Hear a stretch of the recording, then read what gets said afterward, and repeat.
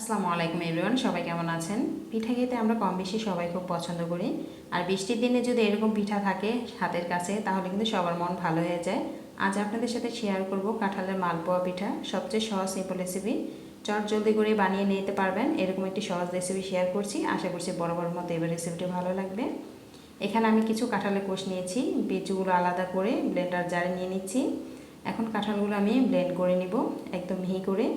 এরপর একটি বাটিতে নিয়ে নিচ্ছি। দেখুন কত সুন্দর করে ব্লেন্ড হয়ে গেছে।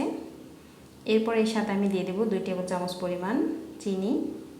আর চিনি আর কাঁঠালের মিশ্রণটাকে একসাথে ভালো করে মিক্স করে নিতে হবে প্রথমে, যেন চিনিটা ভালো করে গলে যায়। তো আমি একটি হ্যান্ড উইচের সাহায্যে এটাকে ভালো করে প্রথমে মিক্স করে নিচ্ছি। কিছুক্ষণ এভাবে মিক্স করে নিলে দেখা যাবে চিনিটা খুব সহজে কিন্তু গলে যাচ্ছে। এরপর বাকি উপকরণগুলো এখানে অ্যাড করে দেব। এর সাথে আমি দিয়ে দিচ্ছি 2 টেবিল চামচ পরিমাণ গুঁড়া দুধ। সামান্য পরিমাণ দিয়ে দিচ্ছি এলাচের পাউডার। তো এলাচের যে ভিতরে যে দানাগুলো থাকে সেগুলো আমি একটু মিহি করে নিয়েছি। এর সাথে আধা চামচ পরিমাণ দিয়ে দেবো বেকিং সোডা। 1 কাপ নিয়েছি এখানে ময়দা। তো আমি এখানে ময়দা নিয়েছি, চাইলে আপনারা ময়দা আর চালের গুঁড়া একসাথে মিক্স করে নিতে পারেন বা শুধু চালের গুঁড়া দিয়েও করে নিতে পারেন। সামান্য পরিমাণ দিয়ে দিচ্ছি লবণ।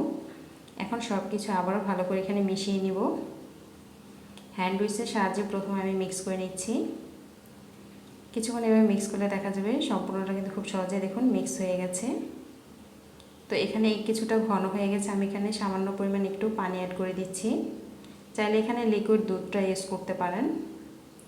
এখন ভালো করে আবারও মিক্স করে নিচ্ছি। দেখুন এটার ঘনত্বটা কীরকম হয়েছে। তো এরকম একটা চামচ নিয়েছি, আমি এরকম চামচ দিয়ে 1 চামচ পরিমাণ করে পিঠাগুলো বানিয়ে নিব। তেল আগে থেকে গরম বসিয়ে দিয়েছিলাম, তেলটা কিন্তু প্রায় অনেকটা গরম হয়ে গেছে। এরপর আমি এখানে পিঠাগুলো দিয়ে দিলাম। দেখুন কত সুন্দর মাশাআল্লাহ ফুলকো ফুলকো হয়েছে। বেকিং সোডা দিলে কিন্তু পিঠা এমনিতেই ফুলে যায়, বেকিং সোডা ছাড়াও কিন্তু এইভাবে করে নিতে পারেন, সেটাও কিন্তু ফুলবে যেহেতু ময়দা দিয়ে তৈরি করেছি।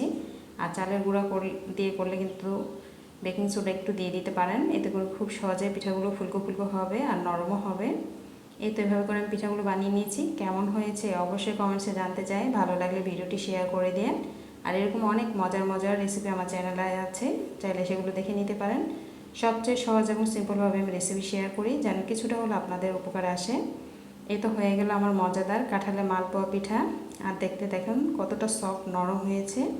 এই বৃষ্টির দিনে এরকম একটা পিঠা যদি বানিয়ে দেন বাড়ির ছোটো বড়ো সকলের খেতেও ভালো লাগবে, সবাই খুব পছন্দ করবে। আর দেখুন দেখতে কতটা সুন্দর আর লোভনীয় হয়েছে। কেমন হয়েছে অবশ্যই কমেন্টসে জানিয়ে দেন। ভালো লাগলে ভিডিওটি শেয়ার করে দিন। এই তো এই পর্যন্ত, আল্লাহ হাফেজ।